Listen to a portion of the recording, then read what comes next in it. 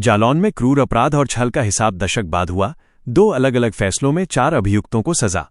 जालौन जनपद की न्यायिक व्यवस्था ने 15 नवंबर 2025 को एक साथ 2 ऐसे फैसले सुनाए जो जिले के अपराध और न्याय की जटिल कहानी को बयां करते हैं।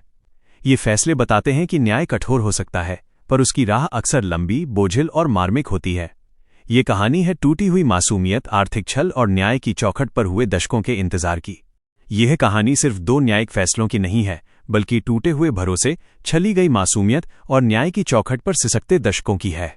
जालौन जनपद की 2 अदालतें, अपर जिला एवं सत्र न्यायालय और मुख्य न्यायिक मजिस्ट्रेट की कोर्ट ने 15 नवंबर 2025 को 2 अलग अलग मामलों में फैसला सुनाया, जिसने 2 तरह के अंधेरों को चीरने की कोशिश की: यौन हिंसा का अंधेरा और आर्थिक धोखे का अंधेरा। पहला मामला, मासूमियत का चीत्कार और आजीवन कारावास का फैसला। ये दास्तान शुरू होती है 19 अगस्त 2022 की उस काली रात से, जब कोतवाली जालौन क्षेत्र में एक नाबालिग किशोरी की दुनिया हमेशा के लिए बदल गई। जीतू सिंह उर्फ जीतू कुशवाहा और मलखान सिंह जैसे दरिंदों ने बहला फुसलाकर उस किशोरी को अपने बाड़े में बंद किया और सामूहिक दुष्कर्म जैसा जघन्य कृत्य किया। वो बाड़ा उस मासूम के लिए एकांतवास नहीं, बल्कि उसकी मासूमियत का कब्रिस्तान बन गया। अपराध की क्रूरता इतनी भीषण थी कि उसने न केवल किशोरी बल्कि उसके पूरे परिवार को सदमे में डुबो दिया। पीड़िता के पिता ने साहस दिखाते हुए तुरंत पुलिस को तहरीर दी। पुलिस ने तत्परता दिखाई। घटना के अगले ही दिन जीतू सिंह को और फिर मलखान सिंह को गिरफ्तार कर जेल भेजा गया। विवेचक ने वैज्ञानिक साक्ष्यों, पीड़िता के मार्मिक बयानों और गवाहों के आधार पर तेजी से जांच पूरी की और अक्टूबर 2022 में आरोप पत्र दाखिल कर दिया। पुलिस और अभियोजन पक्ष की ये तत्परता सराहनीय थी, पर इसके बाद शुरू हुआ 3 साल से अधिक का लंबा न्यायिक इंतजार। एक नाबालिग यौन हिंसा की पीड़िता के लिए हर तारीख, हर गवाही उस रात के दर्द को फिर से जीने जैसा था। न्याय के लिए ये लंबा विलंब उसके मानसिक और भावनात्मक घावों को भरने के बजाय उन्हें और गहरा करता गया। 15 नवंबर 2025 को अपर जिला एवं सत्र न्यायाधीश सुरेश कुमार गुप्ता की SC/ST कोर्ट ने शासकीय अधिवक्ता की मजबूत पैरवी के दम पर आखिरकार फैसला सुनाया।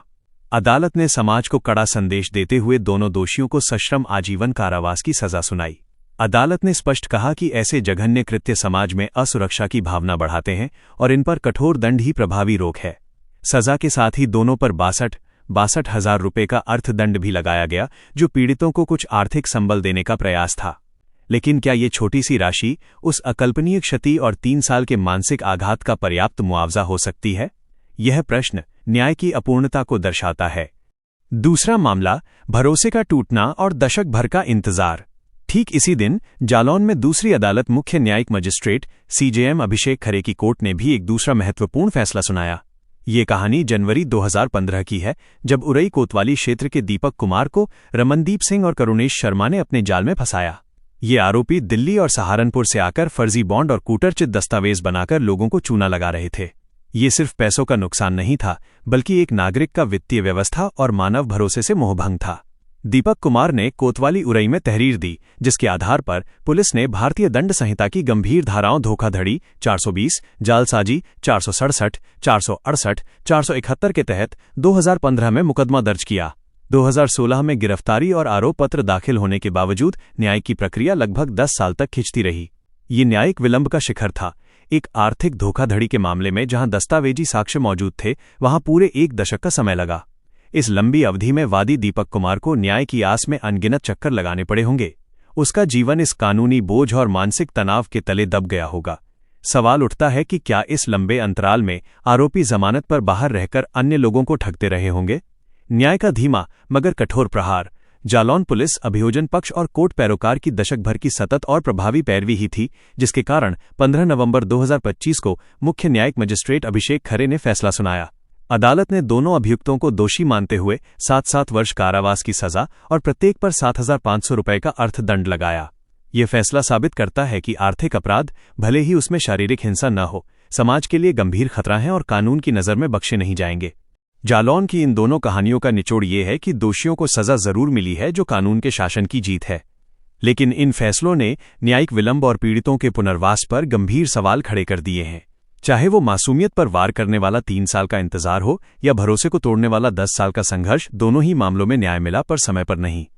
ये कठोर दंड समाज में एक निरोधात्मक संदेश देते हैं, मगर जब तक न्याय त्वरित और संवेदनशील नहीं होगा, तब तक पीड़ितों के मन में ये टीस बाकी रहेगी कि उन्हें सजा तो मिली, पर समय पर और पूरी क्षतिपूर्ति के साथ नहीं मिली। जालौन का ये न्याय चक्र कठोर है, पर उसकी धीमी गति पीड़ितों के घावों को भरने में अक्सर विफल रहती है। जरूरी सूचना, कृपया ध्यान से सुनें। अगर आपको हमारा काम, हमारी मेहनत, हमारी पत्रकारिता अच्छी लगती हो तो कृपया वीडियो को लाइक और शेयर करें। अगर आप ये समाचार फेसबुक या इंस्टाग्राम पर देख रहे हैं तो हमें फॉलो जरूर करें, और यूट्यूब पर देख रहे हैं तो चैनल को सब्सक्राइब करें। आप हमारे व्हाट्सएप चैनल से भी जुड़ सकते हैं। आप हमारे व्हाट्सएप नंबर 9795212081 पर हाई या हेलो लिखकर मैसेज करें। मैसेज करते ही आपको चैनल लिंक मिल जाएगी, उसे क्लिक करके चैनल को फॉलो करें। आपको बता दें, व्हाट्सएप चैनल पर किसी को भी किसी का नंबर नहीं दिखता है, चैनल ऑनर को भी नहीं। तो सबसे फास्ट और लेटेस्ट अपडेट पाने के लिए तुरंत हमारे व्हाट्सएप चैनल को ज्वाइन करें। पूरा समाचार देखने के लिए आपका बहुत बहुत धन्यवाद। आभार। नमस्कार।